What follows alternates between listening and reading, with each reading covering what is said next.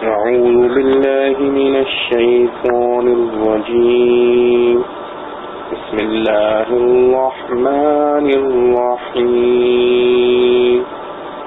يا أيها الذين آمنوا أوفوا بالعقود أحلت لكم بهيمة الأنعام إلا ما يتلى عليكم غير محل الصيد وأنتم حرم إن الله يحكم ما يريد. سورہ المائدہ یہ سورت مدنی ہے. اس میں 120 آیات اور 16 رکوع ہیں. اے ایمان والو، پورا کرو عہدوں کو. حلال ہوئے تمہارے لیے چوپائے مویشی سوائے ان کے جو تم کو آگے سنائے جاویں گے، مگر حلال نہ جانو شکار کو احرام کی حالت میں. اللہ حکم کرتا ہے جو چاہے. سورت کا شان نزول اور خلاصہ مضامین. یہ سورہ مائدہ کی ابتدائی آیت ہے. سورہ مائدہ بالاتفاق مدنی سورت ہے اور مدنی صورتوں میں بھی آخر کی سورت ہے. یہاں تک کہ بعض حضرات نے اس کو قرآن کی آخری سورت بھی کہا ہے. مسند احمد میں بروایت حضرت عبداللہ بن عمر رضی اللہ عنہ و اسماء بنت یزید منقول ہے کہ سورہ مائدہ رسول کریم صلی اللہ علیہ وسلم پر اس وقت نازل ہوئی جبکہ آپ سفر میں عدبہ نامی اونٹنی پر سوار تھے. نزول وحی کے وقت جو غیر معمول ثقل اور بوجھ ہوا کرتا تھا حسب دستور اس وقت بھی ہوا، یہاں تک کہ اونٹنی عاجز ہو گئی تو آپ صلی اللہ علیہ وسلم اس سے نیچے اتر آئے.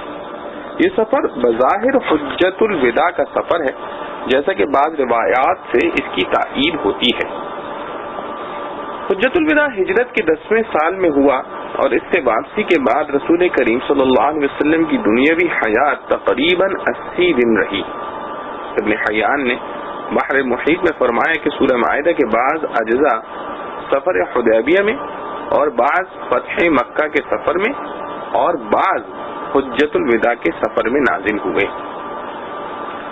اس سے معلوم ہوا کہ یہ سورت نزول قرآن کے آخری مراحل میں نازل ہوئی ہے، خواہ بالکل آخری سورت نہ ہو. روح المعانی میں بحوالہ ابو عبید حضرت حمزہ بن حبیب اور عطیہ بن قیس کی یہ روایت رسول کریم صلی اللہ علیہ وسلم سے منقول ہے، یعنی سورہ مائدہ ان چیزوں میں سے ہے جو نزول قرآن کے آخری دور میں نازل کی گئی ہیں. اس میں جو چیز حلال کی گئی ہے اس کو ہمیشہ کے لیے حلال اور جو چیز حرام کی گئی ہے اس کو ہمیشہ کے لیے حرام سمجھو.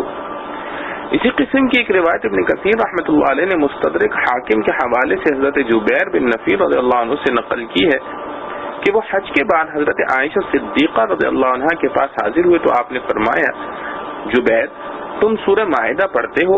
انہوں نے عرض کیا ہاں پڑھتا ہوں.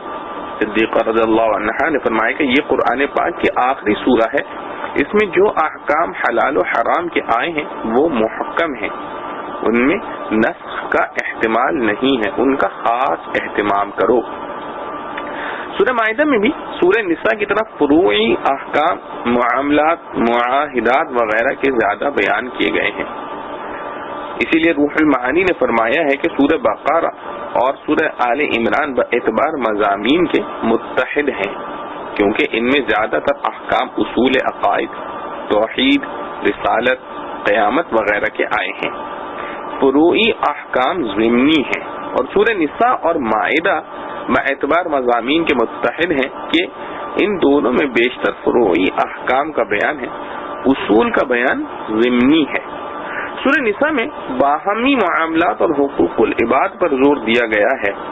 شوہر بیوی کے حقوق، یتیموں کے حقوق، والدین اور دوسرے رشتہ داروں کے حقوق کی تفصیل بیان ہوئی ہے. سورہ مائدہ کی پہلی آیت میں بھی ان تمام معاملات اور معاہدات کی پابندی اور ان کے پورا کرنے کی ہدایت آئی ہے. یا ایھا الذین آمنوا اوفوا بالعقود. اسی لیے سورہ مائدہ کا دوسرا نام سورہ عقود بھی ہے، بحر محیط. معاہدات اور معاملات کے بارے میں یہ سورہ اور بالخصوص اس کی ابتدائی آیت ایک خاص حیثیت رکھتی ہے. اسی لیے رسول اللہ صلی اللہ علیہ وسلم نے جب عمرو بن حزم رضی اللہ عنہ کو یمن کا عامل گورنر بنا کر بھیجا اور ایک فرمان لکھ کر ان کے حوالے کیا تو اس فرمان کے سر نامہ پر آپ صلی اللہ علیہ وآلہ وسلم نے یہ آیت تحریر فرمائی تھی. خلاصہ تفصیل: اے ایمان والو، تمہارے ایمان کا مقتضا یہ ہے کہ اپنے عہدوں کو جو کہ ایمان کے ضمن میں تم نے خدا تعالی سے کیے ہیں پورا کرو، یعنی احکام شریعہ کو بجا لاؤ، کیونکہ ایمان لانے سے سب کا التزام ہو گیا اور التزام کا مقتضا ایفا ہے.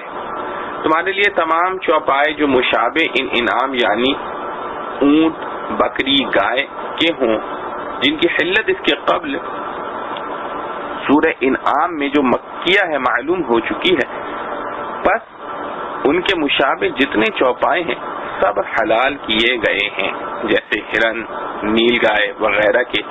اونٹ، بکری، گائے کے مشابہ ہیں اس بات میں کہ درندے اور شکاری نہیں، بجز ان بہائم کے جو کہ دوسرے دلائل شرعیہ حدیث وغیرہ سے مخصوص و مستثنا ہو چکے ہیں، جیسے گدھا، خچر وغیرہ. ان مستثنیات کے سوا اور سب بہائم اہلی و وحشی حلال ہیں، مگر جن کا ذکر آگے آیت حرمت علیکم المیتۃ میں آتا ہے کہ وہ باوجود بہیمۃ الانعام میں داخل ہونے اور مخصوص بالحدیث وغیرہ سے خارج ہونے کے بھی حرام ہیں، اور باقی تم کو حلال ہیں. لیکن ان میں جو شکار ہیں ان کو حلال مت سمجھنا، جس حالت میں کہ تم احرام یا حرم میں ہو. مثلا حج و عمرہ کا احرام باندھے ہو، گو حرم سے خارج ہو، یا یہ کہ حرم کے اندر ہو، کہ غالباً شکار بھی حرم کے اندر ہوگا، کیونکہ اصل مدار حکم کا شکار کا حرم کے اندر ہونا ہے، گو احرام نہ باندھے ہو. دونوں حالتوں میں شکار یعنی بری و وحشی کا حرام ہے. بے شک اللہ تعالی جو چاہے حکم کریں، یعنی وہی مصلحت ہوتا ہے. بس جانور کو چاہا ہمیشہ کے لیے فی نفسی غیر اوقات اضطرار میں حرام کر دیا، جس کو چاہا ہمیشہ کے لیے حلال کر دیا، جس کو چاہا کسی حالت میں حلال کر دیا، کسی حالت میں حرام کر دیا. تم کو ہر حالت میں امتثال واجب ہے. معارف و مسائل: اس سورت کی پہلی آیت کا پہلا جملہ ایک ایسا جامع جملہ ہے کہ اس کی تشریح و تفسیر میں ہزاروں صفحات لکھے جا سکتے ہیں اور لکھے گئے ہیں. ارشاد ہے یا ایھا الذین آمنوا اوفوا بالعقود، یعنی اے ایمان والو اپنے معاہدوں کو پورا کیا کرو. اس میں پہلے یا ایھا الذین آمنوا سے خطاب فرما کر مضمون کی اہمیت کی طرف متوجہ کر دیا گیا کہ اس میں جو حکم ہے وہ عین ایمان کا تقاضا ہے. اس کے بعد حکم فرمایا اوفوا بالعقود. لفظ عقود عقد کی جمع ہے جس کے لفظی معنی باندھنے کے ہیں، اور جو معاہدہ دو شخصوں یا دو جماعتوں میں بندھ جائے اس کو بھی عقد کہا جاتا ہے، اس لیے بمعانی عہود ہو گیا. امام تفسیر ابن جریر رحمۃ اللہ علیہ نے مفسرین صحابہ و تابعین کا اس پر اجماع نقل کیا ہے. امام جساس نے فرمایا کہ عقد عہد کہا جائے یا عہد و معاہدہ، اس کا اطلاق ایسے معاملے پر ہوتا ہے جس میں دو فریق نے آئندہ زمانے میں کوئی کام کرنے یا چھوڑنے کی پابندی ایک دوسرے پر ڈالی ہو اور دونوں متفق ہو کر اس کے پابند ہو گئے ہوں. ہمارے اس میں اسی کا نام معاہدہ ہے. اسی لیے خلاصہ مضمون اس جملے کا یہ ہو گیا کہ باہمی معاہدات کا پورا کرنا لازمی و ضروری سمجھو. اب یہ دیکھنا ہے کہ ان معاہدات میں سے کون سے معاہدات مراد ہیں. اس میں حضرات مفسرین کے اقوال بظاہر مختلف نظر آتے ہیں. کسی نے کہا ہے کہ اس سے مراد وہ معاہدات ہیں جو اللہ تعالی نے اپنے بندوں سے ایمان و طاعت کے متعلق لیے ہیں، یا وہ معاہدات جو اللہ تعالیٰ نے اپنے نازل کیے ہوئے احکام حلال و حرام سے متعلق اپنے بندوں سے لیے ہیں. حضرت عبداللہ بن عباس رضی اللہ عنہ سے یہی منقول ہے، اور بعض نے فرمایا کہ معاہدات سے اس جگہ وہ معاہدات مراد ہیں جو لوگ آپس میں ایک دوسرے سے کر لیا کرتے ہیں، جیسے معاہدہ نکاح، معاہدہ بیع و شراء وغیرہ. مفسرین میں سے ابن زید اور زید بن اسلم اسی طرف گئے ہیں، اور بعض نے فرمایا کہ معاہدات سے وہ حلف اور معاہدے مراد ہیں جو زمانہ جاہلیت میں ایک دوسرے سے باہمی امداد کے لیے لیا کرتے تھے. مجاہد، ربیعی، قتادہ وغیرہ مفسرین علیہ الرحمہ نے بھی یہی فرمایا ہے. لیکن صحیح بات یہ ہے کہ ان میں کوئی تضاد یا اختلاف نہیں، بلکہ یہ سب قسم کے معاہدات لفظ عقود کے تحت میں داخل ہیں اور سبھی پورے کرنے کے لیے قرآن کریم نے ہدایت دی ہے. اسی لیے امام راغب اصفہانی علیہ الرحمہ نے فرمایا کہ معاہدات کی جتنی قسمیں ہیں سب اس لفظ کے حکم میں داخل ہیں، اور پھر فرمایا کہ اس کی ابتدائی 3 قسمیں ہیں. ایک وہ معاہدہ جو انسان کا رب العالمین کے ساتھ ہے، مثلا ایمان، طاعت کا عہد یا حلال و حرام کی پابندی کا عہد. دوسرے وہ معاہدہ جو ایک انسان کا خود اپنے نفس کے ساتھ ہے، جیسے کسی چیز کی نظر اپنے ذمے مان لے یا حلف کر کے کوئی چیز اپنے ذمے لازم کر لے. تیسرے وہ معاہدہ جو ایک انسان کا دوسرے انسان کے ساتھ ہے، اور اس تیسری قسم میں وہ تمام معاہدات شامل ہیں جو 2 شخصوں یا 2 جماعتوں یا 2 حکومتوں کے درمیان ہوتے ہیں. حکومتوں کے بین العالمی معاہدات یا باہمی سمجھوتے، جماعتوں کے باہمی عہد و میثاق، اور 2 انسانوں کے درمیان ہر طرح کے معاملات، نکاح، تجارت، شرکت، اجارہ، ہبہ وغیرہ، ان تمام معاہدات میں جو جائز شرطیں باہم طے ہو جائیں، اس آیت کی روح سے ان کی پابندی ہر فریق پر لازم و واجب ہے. اور جائز کی قید اس لیے لگائی کہ خلاف شرع شرط لگانا یا اس کا قبول کرنا کسی کے لیے جائز نہیں. اس کے بعد آیت کے دوسرے جملے میں اس عام ضابطے کی خاص جزئیات کا ذکر فرمایا گیا ہے. ارشاد ہے احلت لکم بہیمۃ الانعام. لفظ بہیمہ ان جانوروں کے لیے بولا جاتا ہے جن کو عادتاً غیر ذوی العقول سمجھا جاتا ہے، کیونکہ لوگ ان کی بولی کو عادتاً نہیں سمجھتے تو ان کی مراد مبہم رہتی ہے. اور امام شعرانی رحمۃ اللہ علیہ نے فرمایا کہ بہیمہ کو بہیمہ اس لیے نہیں کہتے کہ اس کو عقل نہیں اور عقل کی باتیں اس پر مبہم رہتی ہیں جیسا کہ لوگوں کا عام خیال ہے، بلکہ حقیقت یہ ہے کہ عقل و ادراک سے کوئی جانور بلکہ کوئی شجر و حجر بھی خالی نہیں.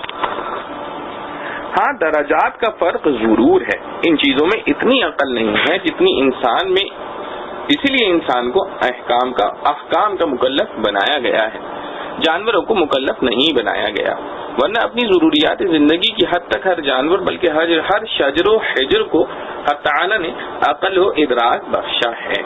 یہی تو وجہ ہے کہ ہر چیز اللہ تعالی کی تسبیح کرتی ہے. وَإِن مِّن شَيْءٍ إِلَّا يُسَبِّحُ بِحَمْدِهِ. عقل نہ ہوتی تو اپنے خالق و مالک کو کس طرح پہچانتی اور کس طرح تسبیح کرتی. امام شعرانی علیہ الرحمہ کے فرمانے کا خلاصہ یہ ہے کہ بہیمہ کو بہیمہ اس لیے نہیں کہتے کہ اس کی بے عقلی کے سبب معلومات اس پر مبہم رہتے ہیں، بلکہ اس لیے کہ اس کی بولی لوگ نہیں سمجھتے، اس کا کلام لوگوں پر مبہم رہتا ہے. بہرحال لفظ بہیمہ ہر جاندار کے لیے بولا جاتا ہے، اور بعض حضرات نے فرمایا کہ چوپایا جانداروں کے لیے یہ لفظ استعمال ہوتا ہے. اور لفظ انعام نعم کی جمع ہے. پالتو جانور جیسے اونٹ، گائے، بھینس، بکری وغیرہ جن کی 8 قسمیں سورہ انعام میں بیان فرمائی گئی ہیں ان کو انعام کہا جاتا ہے. بہیمہ کا لفظ عام تھا، انعام کے لفظ نے اس کو خاص کر دیا. مراد آیت کی یہ ہو گئی کہ گھریلو جانوروں کی 8 قسمیں تمہارے لیے حلال کر دی گئی ہیں. مراد آیت کی یہ ہو گئی کہ گھریلو جانوروں کی 8 قسمیں تمہارے لیے حلال کر دی گئیں. لفظ عقود کے تحت میں ابھی آپ پڑھ چکے ہیں کہ تمام معاہدات داخل ہیں. ان میں سے ایک معاہدہ وہ بھی ہے جو اللہ تعالی نے اپنے بندوں سے حلال و حرام کی پابندی کے متعلق لیا ہے.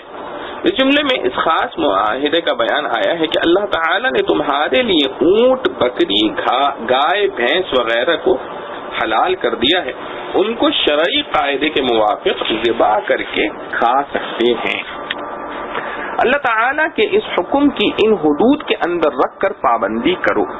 نہ تو مجوسی اور بت پرستوں کی طرح مطلقاً ان جانوروں کے ذبح ہی کو حرام قرار دو کہ یہ حکمت حق جل شأنہ پر اعتراض اور اس کی نعمت کی ناشکری ہے، اور نہ دوسرے گوشت خور فرقوں کی طرح بے قید ہو کر ہر طرح کے جانور کو کھا جاؤ، بلکہ اللہ تعالیٰ کے دیے ہوئے قانون کے تحت جن جانوروں کو اس نے حلال کیا ہے ان کو کھاؤ، اور جن جانوروں کو حرام قرار دیا ہے ان سے بچو، کیونکہ اللہ تعالیٰ ہی خالق کائنات ہیں، وہ ہر جانور کی حقیقت اور خواص سے اور انسان کے اندر ان سے پیدا ہونے والے اثرات سے واقف ہیں۔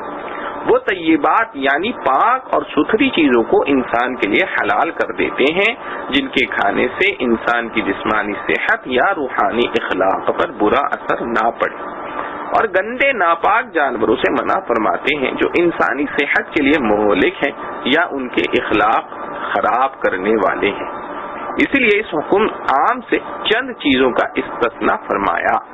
پہلا استثناء یہ ہے الا ما یتلی علیکم، یعنی بجز ان جانوروں کے جن کی حرمت قرآن میں بیان کر دی گئی ہے، مثلا مردار جانور یا خنزیر وغیرہ۔ دوسرا استثناء غیر محل الصید وانتم حرم سے فرمایا گیا، جس کا مطلب یہ ہے کہ چوپائے جانور تمہارے لیے حلال ہیں اور جنگل کا شکار بھی حلال ہے، مگر جبکہ تم نے حج یا عمرے کا احرام باندھا ہوا ہو تو اس وقت شکار کرنا جرم و گناہ ہے، اس سے بچو۔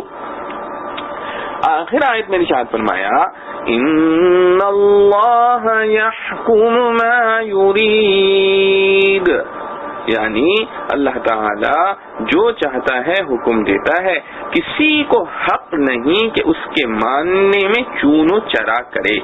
اس میں شاید اس حکمت کی طرف اشارہ ہے کہ انسان کے لیے بعض جانوروں کو ذبح کر کے کھانے کی اجازت کوئی ظلم نہیں۔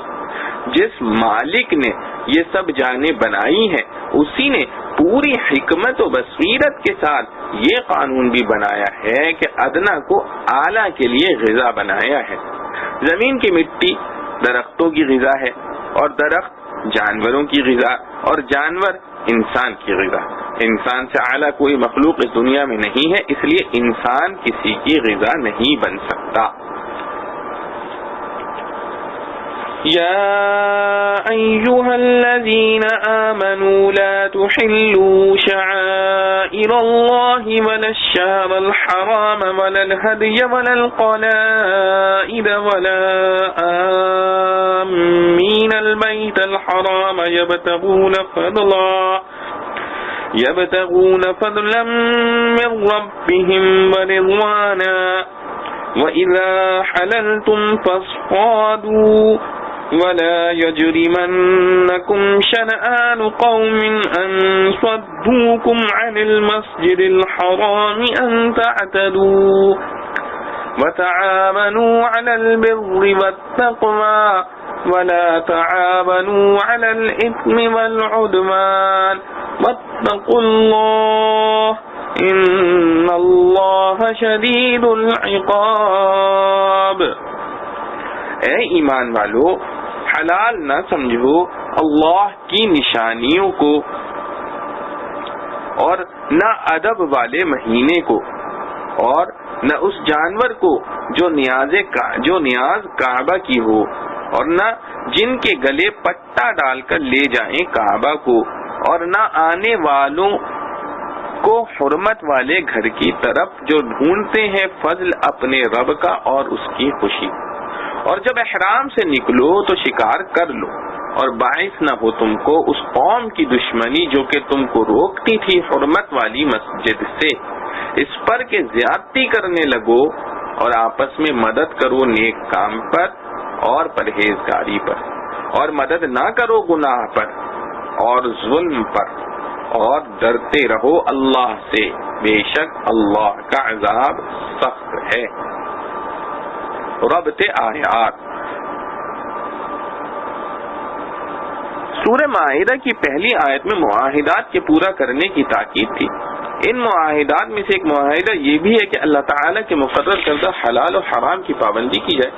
اس دوسری آیت میں اس معاہدے کی دو اہم دفعات کا بیان ہے۔ ایک شاعر اللہ کی تعظیم اور ان کی بے حرمتی سے بچنے کی ہدایت، دوسرے اپنے اور غیر دوست اور دشمن سب کے ساتھ عدل و انصاف کا معاملہ اور ظلم کا بدلہ ظلم سے لینے کی ممانعت۔ اس آیت کے نزول کا سبب چند واقعات ہیں، پہلے ان کو سن لیجئے تاکہ آیت کا مضمون پوری طرح دل نشین ہو سکے۔ ایک واقعہ حدیبیہ کا ہے جس کی تفصیل قرآن نے دوسری جگہ بیان فرمائی ہے، وہ یہ کہ ہجرت کے 6 سال میں رسول کریم صلی اللہ علیہ وسلم اور صحابہ کرام رضوان اللہ علیہ مجمعین نے ارادہ کیا کہ عمرہ کریں۔ حضرت صلی اللہ علیہ وسلم 1000 سے زائد صحابہ کے ساتھ احرام عمرہ باندھ کر بقصد مکہ معظمہ روانہ ہوئے۔ مکہ کے قریب مقام حدیبیہ میں پہنچ کر مکہ والوں کو اطلاع دی کہ ہم کسی جنگ یا جنگی مقصد کے لیے نہیں بلکہ صرف عمرہ کرنے کے لیے آ رہے ہیں، ہمیں اس کی اجازت دو۔ مشرکین مکہ نے اجازت نہ دی اور بڑی سخت اور کڑی شرطوں کے ساتھ یہ معاہدہ کیا کہ اس وقت سب اپنے احرام کھول لیں اور واپس جائیں، آئندہ سال عمرے کے لیے اس طرح آئیں کہ ہتھیار ساتھ نہ ہوں، صرف 3 روز ٹھہریں اور عمرہ کر کے چلے جائیں۔ اور بہت سی ایسی شرائط تھیں جن کا تسلیم کر لینا بظاہر مسلمانوں کے وقار و عزت کے منافی تھا۔ رسول کریم صلی اللہ علیہ وسلم کے حکم پر سب مطمئن ہو کر واپس ہو گئے۔ پھر 7 ہجری میں دوبارہ ماہ ذی قعدہ میں انہی شرائط کی پابندی کے ساتھ یہ عمرہ قضا کیا گیا۔ بہرحال واقعہ حدیبیہ اور ان توہین آمیز شرائط نے صحابہ کرام رضوان اللہ علیہ مجمعین کے قلوب میں مشرکین مکہ کی طرف سے انتہائی نفرت و بغض کا بیج بو دیا تھا۔ دوسرا واقعہ یہ پیش آیا کہ مشرکین مکہ میں سے حتیم بن ہند اپنا مال تجارت لے کر مدینہ طیبہ آیا اور مال فروخت کرنے کے بعد اپنا سامان اور آدمی مدینہ سے باہر چھوڑ کر حضرت صلی اللہ علیہ وسلم کی خدمت میں حاضر ہوا اور اپنا منافقانہ طور پر اپنا ارادہ اسلام لانے کا ظاہر کیا تاکہ مسلمان اس سے مطمئن ہو جائیں۔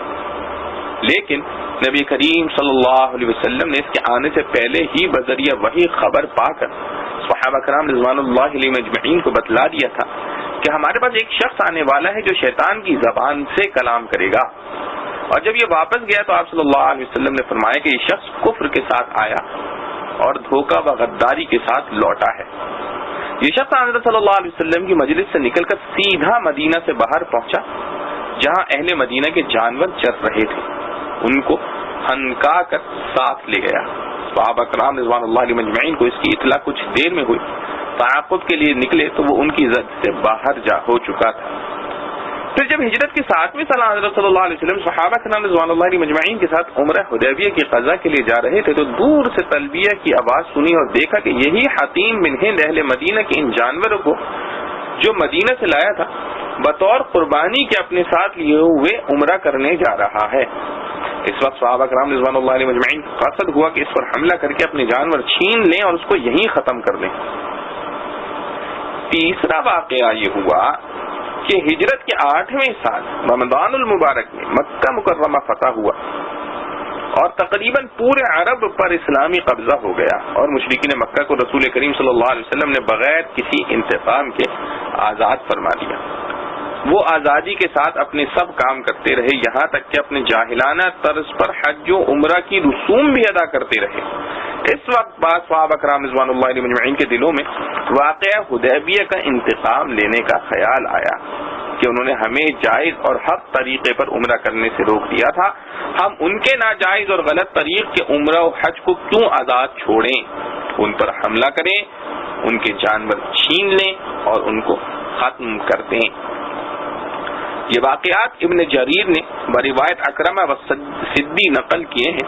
یہ چند واقعات تھے کہ جن کی بنا پر یہ آیت نازل ہوئی جس میں مسلمانوں کو یہ ہدایت دی گئی کہ شاعر اللہ کی تعظیم تمہارا اپنا فرض ہے، کسی دشمن کے بغض و عداوت کی وجہ سے اس میں خلل ڈالنے کی قطعاً اجازت نہیں۔ اشہر حرم میں قتل و قتال بھی جائز نہیں، قربانی کے جانوروں کو حرم تک جانے سے روکنا یا ان کا چھین لینا بھی جائز نہیں، اور جو مشرکین حرام باندھ کر اپنے خیال کے مطابق اللہ تعالی کے فضل و رضا حاصل کرنے کے قصد سے چلے ہیں، اگرچہ بوجہ کفر ان کا یہ خیال خام ہے، تاہم شاعر اللہ کی حفاظت و احترام کا تقاضا یہ ہے کہ ان سے کوئی مزاحمت نہ کی جائے. نیز وہ لوگ جنہوں نے تمہیں عمرہ کرنے سے روک دیا تھا ان کے بغض و عداوت کا انتقام اس طرح لینا جائز نہیں کہ مسلمان ان کو مکہ میں داخل ہونے یا شعائر حج ادا کرنے سے روک دیں، کیونکہ یہ ان کے ظلم کے بدلے میں ہماری طرف سے ظلم ہو جائے گا جو اسلام میں روا نہیں. اب آیت کی پوری تفسیر دیکھیے. خلاصہ تفسیر: اے ایمان والو، بے حرمتی نہ کرو خدا تعالی کے دین کی نشانیوں کی، یعنی جن چیزوں کے ادب کی حفاظت کے واسطے خدا تعالی نے کچھ احکام مقرر کیے ہیں، ان احکام کے خلاف کر کے ان کی بے ادبی نہ کرو. مثلا حرم اور احرام کا یہ ادب مقرر کیا ہے کہ اس میں شکار نہ کرو، تو شکار کرنا بے ادبی اور حرام ہوگا. اور نہ حرمت والے مہینے کی بے ادبی کرو کہ اس میں کافروں سے لڑنے لگو، اور نہ حرم میں قربانی ہونے والے جانور کی بے ادبی کرو کہ اس سے تعرض کرنے لگو، اور نہ ان جانوروں کی بے ادبی کرو جن کے گلے میں اس نشانی کے لیے پٹے پڑے ہوں کہ یہ اللہ کی نیاز ہیں، حرم میں ذبح ہوں گے. اور نہ ان لوگوں کی بے حرمتی کرو جو کہ بیت الحرام یعنی بیت اللہ کے قصد سے جا رہے ہوں اور اپنے رب کے فضل اور رضامندی کے طالب ہوں. یعنی ان چیزوں کے ادب سے کافروں کے ساتھ بھی تعارض مت کرو. اور اوپر کی آیت میں جو احرام کے ادب سے شکار کو حرام فرمایا گیا ہے وہ احرام ہی تک ہے، ورنہ جس وقت تم احرام سے باہر آ جاؤ تو اجازت ہے کہ شکار کیا کرو، بشرط یہ کہ وہ شکار حرم میں نہ ہو. اور اوپر جن چیزوں کے تعارض سے منع کیا گیا ہے اس میں ایسا نہ ہو کہ تم کسی قوم سے جو اس سبب سے بغض ہے کہ انہوں نے تم کو صالح حدیبیہ میں مسجد حرام میں جانے سے روک دیا تھا، مراد کفار قریش ہیں، وہ بغض تمہارے لیے اس کا باعث ہو جاوے کہ تم شرع کی حد سے نکل جاؤ، یعنی احکام مذکورہ کے خلاف کر بیٹھو. ایسا نہ کرنا اور نیکی اور تقوی کی باتوں میں ایک دوسرے کی اعانت کرتے رہو. مثلا یہ احکام ہے کہ ان میں دوسروں کو بھی عمل کرنے کی ترغیب دو، اور گناہ اور زیادتی کی باتوں میں ایک دوسرے کی اعانت مت کرو. مثلا یہی احکام ہے اگر کوئی ان کے خلاف کرنے لگے تو تم اس کی اعانت مت کرو، اور اللہ تعالیٰ سے ڈرو کہ اس سے سب احکام کی پابندی سہل ہو جاتی ہے. بلا شبہ اللہ تعالیٰ احکام کی مخالفت کرنے والے کو سخت سزا دینے والے ہیں. معارف و مسائل. آیت کے پہلے جملے میں ارشاد ہے یا ایھا الذین آمنوا لا تحلوا شعائر اللہ، یعنی اے ایمان والو اللہ کی نشانیوں کی بے حرمتی نہ کرو. اس میں لفظ شعائر جس کا ترجمہ نشانیوں سے کیا گیا ہے شعیرہ کی جمع ہے جس کے معنی ہے علامت. اسی لیے شعائر اور شعیرہ اس محسوس چیز کو کہا جاتا ہے جو کسی چیز کی علامت ہو.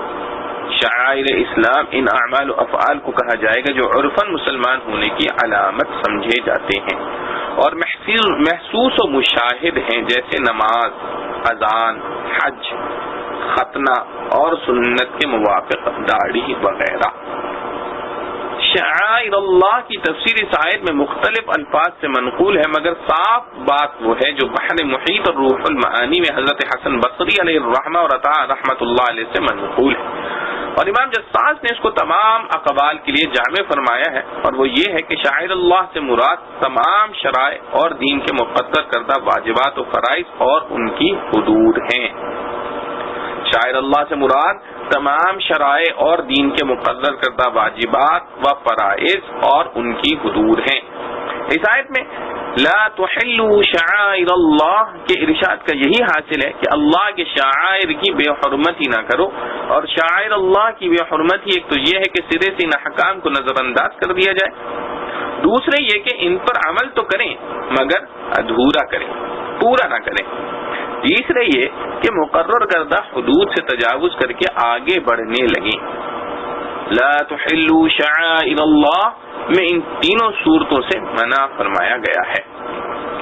یہی ہدایت قرآن کریم نے دوسرے عنوان سے اس طرح ارشاد فرمائی ہے وَمَن يُعَظِّمْ شَعَائِرَ شعائر اللہ فإنہا من تقوی القلوب، یعنی جو شخص اللہ کی حرمات کی تعظیم کرے تو وہ دلوں کے تقوی کا اثر ہے۔ آیت کے دوسرے جملے میں شعائر اللہ کی ایک خاص قسم یعنی شعائر حج کی کچھ تفصیلات بتائی گئی ہیں۔ ارشاد ہے وَلَا الشَّهْرَ الْحَرَامَ وَلَا الْهَدْيَ وَلَا الْقَلَائِدَ وَلَا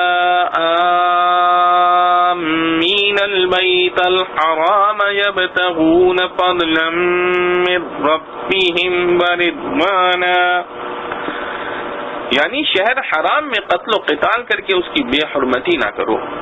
اشہر حرم وہ 4 مہینے ہیں جن میں باہمی جنگ کرنا شرعاً حرام تھا، ذی قعدہ، ذی الحجہ، محرم اور رجب۔ بعد میں یہ حکم جمہور علماء کے نزدیک منسوخ ہو گیا۔ نیز حرم مکہ میں قربان ہونے والے جانور اور خصوصاً وہ جن کے گلے میں قربانی کی علامت کے طور پر قلاوہ ڈالا گیا ہے ان کی بے حرمتی نہ کرو۔ ان جانوروں کی بے حرمتی کی ایک صورت تو یہ ہے کہ ان کو حرم تک پہنچنے سے روک دیا جائے یا چھین لیا جائے، دوسری صورت یہ ہے کہ ان سے قربانی کے علاوہ کوئی دوسرا کام سواری یا دودھ حاصل کرنے وغیرہ کا لیا جائے۔ آیت نے ان سب صورتوں کو ناجائز قرار دے دیا۔ پھر فرمایا وَلَا آمِّينَ الْبَيْتَ الْحَرَامَ يَبْتَغُونَ فَضْلًا مِّن رَّبِّهِمْ وَرِضْوَانًا، یعنی ان لوگوں کی بے حرمتی نہ کرو جو حج کے لیے مسجد الحرام کا قصد کر کے گھر سے نکلے ہیں، اور اس سفر سے ان کا مقصود یہ ہے کہ وہ اپنے رب کا فضل اور رضا حاصل کریں۔ ان لوگوں کی بے حرمتی نہ کرنے کا مطلب یہ ہے کہ اس سفر میں ان سے مزاحمت نہ کی جائے، نہ کوئی تکلیف پہنچائی جائے۔ اس کے بعد ارشاد فرمایا وَإِذَا حَلَلْتُمْ فَاصْطَادُوا، یعنی پہلی آیت میں بحالت احرام شکار کی جو ممانعت کی گئی ہے اس کی حد بتلا دی گئی کہ جب تم احرام سے فارغ ہو جاؤ تو شکار کرنے کی ممانعت ختم ہو گئی، اب شکار کر سکتے ہو۔ آیت متذکرہ میں اس معاہدے کے اہم جز کا بیان ہو رہا ہے جو ہر انسان اور رب العالمین کے درمیان ہے۔ اس کے چند اجزاء کا یہاں تک بیان ہوا ہے جس میں اول متعلقاً شاعر اللہ کی تعظیم اور ان کی بے حرمتی سے بچنے کی ہدایت ہے، اور پھر خاص طور پر ان شاعر اللہ کی کچھ تفصیلات ہیں جو حج سے متعلق ہیں۔ ان میں بقصد حج آنے والے مسافروں اور ان کے ساتھ آنے والے قربانی کے جانوروں سے کسی قسم کی مزاحمت نہ کرنے اور ان کی بے حرمتی سے بچنے کی ہدایت کی ہے۔ اس کے بعد معاہدے کا دوسرا جز اس طرح ارشاد فرمایا وَلَا يَجْرِمَنَّكُمْ شَنَآنُ قَوْمٍ أَن صَدُّوكُمْ عَنِ الْمَسْجِدِ الْحَرَامِ أَن تَعْتَدُوا، یعنی جس قوم نے تم کو واقعہ حدیبیہ کے وقت مکہ میں داخل ہونے اور عمرہ کرنے سے روک دیا تھا تم سخت غم و غصے کے ساتھ ناکام واپس آ رہے تھے، اب جبکہ تم کو قوت اور قدرت حاصل ہے تو ایسا نہ ہونا چاہیے کہ پچھلے واقعے کے غم و غصے اور بغض کا انتقام اس طرح لیا جائے کہ تم ان کو بیت اللہ اور مسجد حرام میں داخل ہونے اور حج کرنے سے روکنے لگو، کیونکہ یہ ظلم ہے، اور اسلام ظلم کا انتقام ظلم سے لینا نہیں چاہتا بلکہ ظلم کے بدلے میں انصاف کرنا اور انصاف پر قائم رہنا سکھلاتا ہے۔ انہوں نے اپنی قوت و اقتدار کے وقت مسلمانوں کو مسجد حرام میں داخل ہونے اور عمرہ کرنے سے ظلماً روک دیا تھا، تو اس کا جواب یہ نہ ہونا چاہیے کہ اب مسلمان اپنے اقتدار کے وقت ان کو ان افعال حج سے روک دیں۔ قرآن کریم کی تعلیم یہ ہے کہ عدل و انصاف میں دوست و دشمن سب برابر ہونے چاہیے۔ تمہارا دشمن کیسا ہی سخت ہو اور اس نے تمہیں کیسی ہی ایذا پہنچائی ہو اس کے معاملے بھی انصاف ہی کرنا تمہارا فرض ہے۔ یہ اسلام ہی کی خصوصیات میں سے ہے کہ وہ دشمنوں کے حقوق کی حفاظت کرتا ہے اور ان کے ظلم کا جواب ظلم سے نہیں بلکہ انصاف سے دینا سکھاتا ہے۔ باہمی تعاون و تناصر کا قرآنی اصول وَتَعَاوَنُوا عَلَى الْبِرِّ وَالتَّقْوَى وَلَا تَعَاوَنُوا عَلَى الْإِثْمِ وَالْعُدْوَانِ وَاتَّقُوا اللَّهَ إِنَّ اللَّهَ شَدِيدُ الْعِقَابِ، یہ سورہ مائدہ کی دوسری آیت کا آخری جملہ ہے۔ اس میں قرآن حکیم نے ایک ایسے اصولی اور بنیادی مسئلے کے متعلق ایک حکیمانہ فیصلہ دیا ہے جو پورے نظام عالم کی روح ہے اور جس پر انسان کی ہر صلاح و فلاح بلکہ خود اس کی زندگی اور بقا موقوف ہے۔ وہ مسئلہ ہے باہمی تعاون و تناصر کا۔ ہر ذی ہوش انسان جانتا ہے کہ اس دنیا کا پورا انتظام انسانوں کے باہمی تعاون و تناصر پر قائم ہے۔ اگر ایک انسان دوسرے انسان کی مدد نہ کرے تو کوئی اکیلا انسان خواہ وہ کتنا ہی عقل مند یا کتنا ہی زور آور یا مالدار ہو، اپنی ضروریات زندگی کو تنہا حاصل نہیں کر سکتا۔ اکیلا انسان نہ اپنی غذا کے لیے غلہ اگانے سے لے کر کھانے کے قابل بنانے تک کے تمام مراحل کو طے کر سکتا ہے، نہ لباس وغیرہ کے لیے روئی کی کاشت سے لے کر اپنے بدن کے موافق کپڑا تیار کرنے تک بے شمار مسائل کا حل کر سکتا ہے، اور نہ اپنے بوجھ کو ایک جگہ سے دوسری جگہ منتقل کر سکتا ہے۔ غرض ہر انسان اپنی زندگی کے ہر شعبے میں دوسرے ہزاروں لاکھوں انسانوں کا محتاج ہے۔ ان کے باہمی تعاون و تناصر سے ہی سارا دنیا کا نظام چلتا ہے، اور اگر غور کیا جائے تو یہ تعاون دنیاوی زندگی ہی میں ضروری نہیں، مرنے سے لے کر قبر میں دفن ہونے تک کے سارے مراحل بھی اسی تعاون کے محتاج ہیں، بلکہ اس کے بعد بھی اپنے پیچھے رہنے والوں کی دعائیں مغفرت اور ایصال ثواب کا محتاج رہتا ہے۔ حق جل شانہ نے اپنی حکمت بالغہ اور قدرت کاملہ سے جہاں کا ایسا محکم نظام بنایا ہے کہ ہر انسان کو دوسرے کا محتاج بنا دیا۔ غریب آدمی پیسوں کے لیے مالدار کا محتاج ہے تو بڑے سے بڑا مالدار بھی محنت و مشقت کے لیے غریب مزدور کا محتاج ہے۔ سوداگر گاہکوں کا محتاج ہے اور گاہک سوداگروں کا۔ مکان بنانے والا معمار لوہار بڑھئی کا محتاج ہے اور یہ سب اس کے محتاج ہے۔ اگر یہ ہمگیر احتیاج نہ ہوتی اور تعاون محض اخلاقی برتری پر رہ جاتا تو کون کس کا کام کرتا؟ اس کا وہی حشر ہوتا جو عام اخلاقی قدروں کا اس دنیا میں ہو رہا ہے۔ اگر یہ تقسیم کار کسی حکومت یا بین الاقوامی ادارے کی طرف سے بصورت قانون کر بھی دی جاتی تو اس کا بھی وہی انجام ہوتا جو آج پوری دنیا میں دنیا کے قانون کا ہو رہا ہے کہ قانون ایکٹوں میں محفوظ ہے اور بازار اور دفاتر میں رشوت، بے جا رعایت، فرض ناشناسی اور بے عملی کا قانون چل رہا ہے۔ یہ محض حکیم الحکمہ قادر مطلق کا الہی نظام ہے کہ مختلف لوگوں کے دلوں میں مختلف کاروبار کی امنگ اور صلاحیت پیدا کرتی۔ انہوں نے اپنی اپنی زندگی کا محور اسی کام کو بنا لیا۔ ورنہ اگر کوئی بین الاقوامی ادارہ یا کوئی حکومت لوگوں میں تقسیم کار کرتی اور کسی جماعت کو بڑھئی کے کام کے لیے، کسی کو لوہار کے کام کے لیے، کسی کو خاکروت کے کام کے لیے، کسی کو پانی کے لیے، کسی کو خوراک کے لیے مقرر کرتی تو کون اس کے حکم کی ایسی اطاعت کرتا کہ دن کا چین اور رات کی نیند خراب کر کے اس کام میں لگ جاتا؟ اللہ تعالی جل شانہ نے ہر انسان کو جس کام کے لیے پیدا کیا ہے اس کام کی رغبت اس کے دل میں ڈال دی۔ وہ بغیر کسی قانونی مجبوری کے اس خدمت ہی کو اپنی زندگی کا کام سمجھتا ہے، اس کے ذریعے اپنی روزی حاصل کرتا ہے۔ اس نظام محکم کا یہ نتیجہ ہوتا ہے کہ انسان کی ساری ضروریات چند ٹکے خرچ کرنے سے بآسانی حاصل ہو جاتی ہیں۔ پکا پکایا کھانا، سلا سلایا کپڑا، بنا بنایا فرنیچر، تیار شدہ مکان، سب کچھ ایک انسان کچھ پیسے خرچ کر کے حاصل کر لیتا ہے۔ اگر یہ نظام نہ ہوتا تو ایک کروڑ پتی انسان اپنی پوری دولت لٹا کر بھی گندم کا ایک دانہ حاصل نہ کر سکتا۔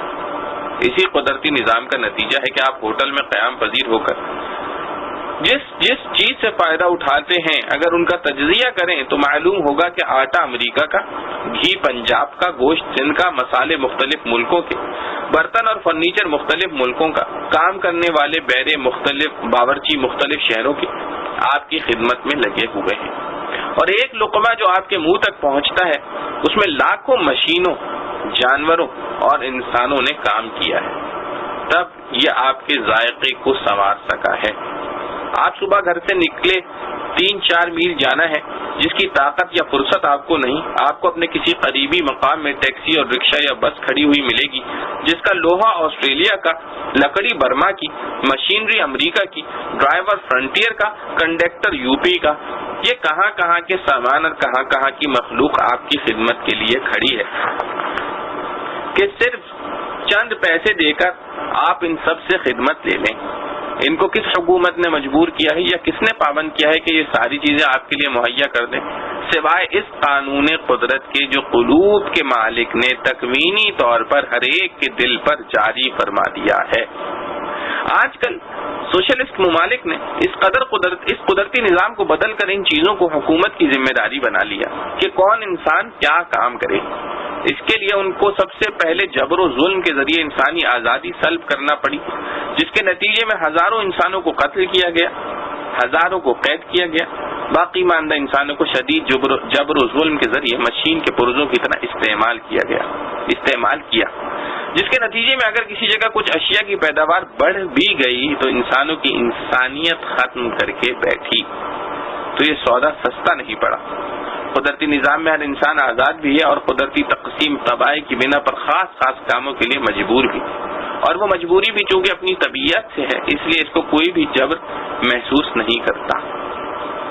سخت سے سخت محنت اور ذلیل سے ذلیل کام کے لیے خود آگے بڑھنے والے اور کوشش کر کے حاصل کرنے والے ہر جگہ ہر زمانے میں ملتے ہیں، اور اگر کوئی حکومت ان کو اس کام کے لیے مجبور کرنے لگے تو یہ سب اس سے بھاگنے لگیں گے۔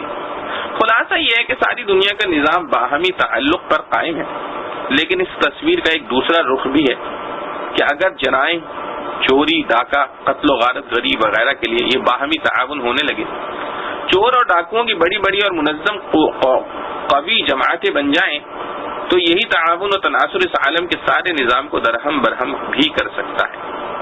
معلوم ہوا کہ یہ باہمی تعاون ایک دو دھاری تلوار ہے جو اپنے اوپر بھی چل سکتی ہے اور نظام عالم کو برباد بھی کر سکتی ہے، اور یہ عالم چونکہ خیر و شر اور اچھے برے نیک و بد کا ایک مرکب معجون ہے، اس لیے اس میں ایسا ہونا کچھ بعید بھی نہ تھا کہ جرائم اور قتل و غارت یا نقصان رسانی کے لیے باہمی تعاون کی قوت استعمال کرنے لگی، اور یہ صرف احتمال نہیں بلکہ واقعہ بن کر دنیا کے سامنے آ گیا۔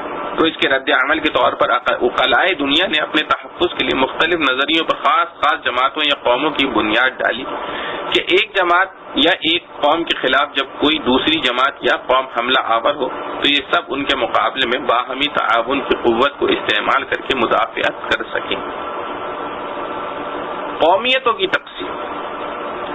عبد الکریم شہرستانی کی ملل النحل میں ہے کہ شروع میں جب تک انسانی آبادی زیادہ نہیں تھی تو دنیا کے 4 سمتوں کے اعتبار سے 4 قومیں بن گئیں: مشرقی، مغربی، جنوبی، شمالی۔ ان میں سے ہر ایک سمت کے لوگ اپنے آپ کو ایک قوم اور دوسروں کو دوسری قوم سمجھنے لگے اور اسی بنیاد پر تعاون و تناسب قائم کر لیا۔ اس کے بعد جب آبادی زیادہ پھیلی تو ہر سمت کے لوگوں نے نسبی اور خاندانی بنیادوں پر قومیت اور اجتماعیت کا تصور ایک اصول بن گیا۔ عرب کا سارا نظام اس نسبی اور قبائلی بنیاد پر تھا، اسی پر جنگیں لڑی جاتی تھیں۔ بنو ہاشم ایک قوم، بنو تمیم دوسری قوم، بنو خزاعہ تیسری قوم۔ ہندوستان کے ہندوؤں میں تو آج تک اونچی ذات اور نیچی ذات کی تفریق اسی طرح چل رہی ہے۔ یورپین اقوام کے دور جدید نے نہ کوئی اپنا نسب باقی رکھا، نہ دنیا کے انصاف کو کچھ سمجھا۔ جب دنیا میں ان کا عروج ہوا تو نسبی اور قبائلی قومیتیں اور تقسیمیں ختم کر کے پھر علاقائی اور صوبائی، وطنی اور لسانی بنیادوں پر انسانیت کے ٹکڑے کر کے الگ الگ قومیں کھڑی کر دی گئیں، اور آج یہی سکہ تقریباً ساری دنیا میں چل رہا ہے، یہاں تک کہ یہ جادو مسلمانوں پر بھی چل گیا۔ عربی، ترکی، عراقی، سندھی کی تقسیمیں ہی نہیں بلکہ ان میں بھی تقسیم در تقسیم ہو کر مصری، شامی، حجازی، نجدی اور پنجابی، بنگالی، سندھی، ہندی وغیرہ کی الگ الگ قوم بن گئی۔ حکومت کے سب کاروبار انہی بنیادوں پر چلائے گئے، یہاں تک کہ یہ صوبائی عصبیت ان کے رگ و پے میں سرایت کر گئی اور ہر صوبے کے لوگوں کا تعاون و تناصر اسی بنیاد پر ہونے لگا۔ قومیت اور اجتماعیت کے لیے قرآنی تعلیم۔ قرآن کریم نے انسان کو پھر بھولا ہوا سبق یاد دلایا۔ سورہ نساء کی شروع آیات میں یہ واضح کر دیا کہ تم سب انسان ایک ماں باپ کی اولاد ہو۔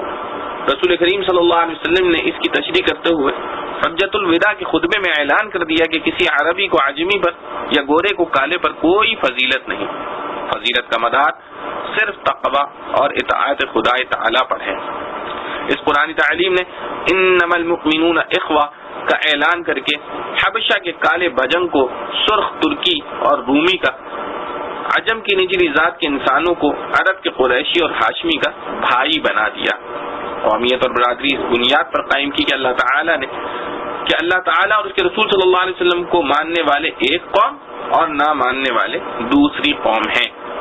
یہی وہ بنیاد تھی جس نے ابو جہل اور ابو لہب کے خاندانی رشتوں کو رسول کریم صلی اللہ علیہ وسلم سے توڑ دیا اور بلال حبشی اور صہیب رومی رضوان اللہ علیہ مجمعین کا رشتہ جوڑ دیا.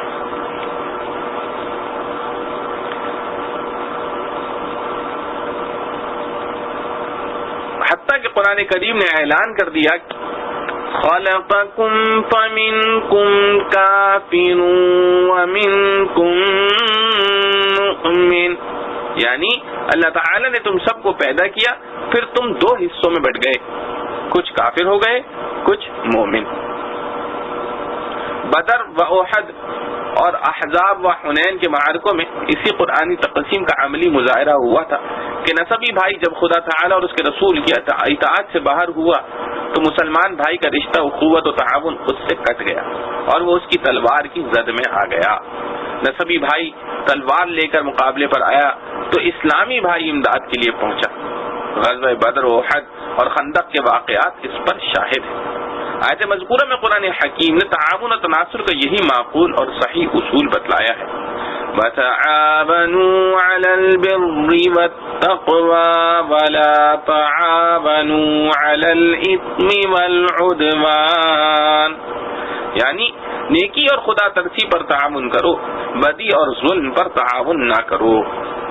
غور کیجئے کہ اس میں قرآن کریم نے یہ عنوان بھی اختیار نہیں فرمایا کہ مسلمان بھائیوں کے ساتھ تعاون کرو اور غیروں کے ساتھ تعاون نہ کرو، بلکہ مسلمانوں کے ساتھ تعاون کرنے کی جو اصل بنیاد ہے یعنی نیکی اور خدا ترسی، اسی کو تعاون کرنے کی بنیاد قرار دیا، جس کا صاف مطلب یہ ہے کہ مسلمان بھائی بھی اگر حق کے خلاف یا ظلم و جور کی طرف چل رہا ہو تو ناحق اور ظلم پر اس کی بھی مدد نہ کرو، بلکہ اس کی کوشش کرو کہ ناحق اور ظلم سے اس کا ہاتھ روکو، کیونکہ در حقیقت یہی اس کی صحیح امداد ہے تاکہ ظلم و جور سے اس کی دنیا اور آخرت تباہ نہ ہو. صحیح بخاری و مسلم میں حضرت انس رضی اللہ عنہ سے روایت ہے کہ رسول اللہ صلی اللہ علیہ وسلم نے فرمایا، جس کا ترجمہ ہے یعنی اپنے بھائی کی مدد کرو خواہ وہ ظالم ہو یا مظلوم. صحابہ کرام رضوان اللہ علیہ مجمعین جو قرآنی تعلیم میں رنگے جا چکے تھے انہوں نے حیرت سے پوچھا کہ یا رسول اللہ صلی اللہ علیہ وسلم، مظلوم بھائی کی امداد تو ہم سمجھ گئے مگر ظالم کی امداد کا کیا مطلب ہے؟ آپ صلی اللہ علیہ وسلم نے فرمایا کہ اس کو ظلم سے روکو، یہی اس کی امداد ہے. قرآن کریم کی اس تعلیم نے بر و تقوی یعنی نیکی اور خدا ترسی کو اصل معیار بنایا، اسی پر مسلم قومیت کی تعمیر کھڑی کی، اس پر تعاون و تناصر کی دعوت دی، اس کے بالمقابل اثم و عدوان کو سخت جرم قرار دیا، اس پر تعاون کرنے سے روکا. بر و تقوی کے دو لفظ اختیار فرمائے. جمہور مفسرین نے بر کے معنی اس جگہ فعل الخیرات یعنی نیک عمل قرار دیے اور تقوی کے معنی ترک المنکرات یعنی برائیوں کا ترک بتلائے ہیں، اور لفظ اثم مطلق گناہ اور معصیت کے معنی میں ہے، خواہ و حقوق سے متعلق ہو یا عبادات سے، اور عدوان کے لفظی معنی حد سے تجاوز کرنے کے ہیں، مراد اس سے ظلم و جور ہے. بر و تقوی پر تعاون اور امداد کرنے کے لیے رسول کریم صلی اللہ تعالی علیہ وسلم نے ارشاد فرمایا، جو شخص کسی کو نیکی کا راستہ بتا دے تو اس کا ثواب ایسا ہی ہے جیسے اس نیکی کو اس نے خود کیا ہو. یہ حدیث ابن کثیر علیہ الرحمہ نے بحوالہ بازار نقل فرمائی ہے اور صحیح بخاری میں ہے کہ رسول کریم صلی اللہ علیہ وسلم نے فرمایا کہ جو شخص لوگوں کو ہدایت اور نیکی کی طرف دعوت دے تو جتنے آدمی اس کی دعوت پر نیک عمل کریں گے ان سب کی برابر اس کو بھی ثواب ملے گا بغیر اس کے کہ ان لوگوں کے ثواب میں سے کچھ کم کیا جائے. اور جس شخص نے لوگوں کو کسی گمراہی یا گناہ کی طرف بلایا تو جتنے لوگ اس کے بلانے سے گناہ میں مبتلا ہوئے ان سب کے گناہوں کی برابر اس کو بھی گناہ ہوگا بغیر اس کے کہ ان گناہوں میں کچھ کمی کی جائے. اور ابن کثیر علیہ الرحمہ نے بروایت عبرانی نقل کیا ہے کہ رسول اللہ صلی اللہ علیہ وسلم نے فرمایا کہ جو شخص کسی ظالم کے ساتھ اس کی مدد کرنے کے لیے چلا وہ اسلام سے نکل گیا. اسی پر سلف صالحین نے ظالم بادشاہوں کی ملازمت اور کوئی عہدہ قبول کرنے سے سخت احتراز کیا ہے کہ اس میں ان کے ظلم کی امداد و اعانت ہے. تفسیر روح المعانی میں آیت کریمہ فَلَن نَّكُونَ ظَهِيرًا لِّلْمُجْرِمِينَ کے تحت یہ حدیث نقل کی ہے کہ رسول کریم صلی اللہ علیہ وسلم نے فرمایا کہ قیامت کے روز آواز دی جائے گی کہ کہاں ہیں ظالم لوگ اور ان کے مددگار، یہاں تک کہ وہ لوگ جنہوں نے ظالموں کے دوات قلم کو درست کیا ہے وہ بھی سب ایک لوہے کے تابوت میں جمع کر کے جہنم میں پھینک دیے جائیں گے۔ یہ ہے قرآن و سنت کی وہ تعلیم جس نے دنیا میں نیکی، انصاف، ہمدردی اور خوش خلقی پھیلانے کے لیے ملت کے ہر فرد کو ایک داعی بنا کر کھڑا کر دیا تھا، اور جرائم اور ظلم و جور کے انسداد کے لیے ہر فرد ملت کو ایک ایسا سپاہی بنا دیا تھا جو خفیہ اور اعلانیہ اپنی ڈیوٹی بجا لانے پر خوف خدا تعالی کی وجہ سے مجبور تھا۔ اسی حکیمانہ تعلیم و تربیت کا نتیجہ تھا جو دنیا نے صحابہ و تابعین کے قرن میں دیکھا۔ آج بھی جب کسی ملک میں جنگ کا خطرہ لاحق ہوتا ہے تو شہری دفاع کے محکمے قائم کر کے ہر فرد قوم کو کچھ فنون کی تعلیم کا تو اہتمام کیا جاتا ہے، مگر جرائم کے انسداد کے لیے اس کا کہیں اہتمام نہیں ہے کہ لوگوں کو خیر کا داعی اور شر کو روکنے والا سپاہی بنانے کی کوشش کریں۔ اور ظاہر ہے کہ اس کی مشق نہ فوجی پریڈ سے ہوتی ہے نہ شہری دفاع کے طریقوں سے۔ یہ ہنر تو تعلیم گاہوں میں سیکھنے سکھانے کا ہے جو آج کل بدقسمتی سے ان چیزوں کے نام سے ناآشنا ہے۔ بر و تقوی اور ان کی تعلیمات کا داخلہ آج کل کی عام تعلیم گاہوں میں ممنوع ہے۔ بر و تقوی اور ان کی تعلیمات کا داخلہ آج کل کی عام تعلیم گاہوں میں ممنوع ہے، اور اسم و عدوان کا ہر راستہ کھلا ہوا ہے۔ پھر یہ بیچاری پولیس کہاں تک جرائم کی روک تھام کرے جب ساری قوم حلال و حرام اور حق و ناحق سے بیگانہ ہو کر جرائم پیشہ بن جائے۔ آج جو جرائم کی کثرت، چوری، ڈاکہ، فواحش، قتل و غارت گری کی فراوانی ہر جگہ اور ہر ملک میں روز بروز زیادہ تر ہوتی جاتی ہے، اور قانونی مشینری ان کے انسداد سے عاجز ہے، اس کے یہی دو سبب ہیں کہ ایک طرف تو حکومتیں اس قرآنی نظام سے دور ہیں، ان کے ارباب اقتدار اپنی زندگی کو بر و تقوی کے اصول پر ڈالتے ہوئے جھجکتے ہیں، اگرچہ اس کے نتیجے میں ہزاروں تلخیاں جھیلنی پڑتی ہیں۔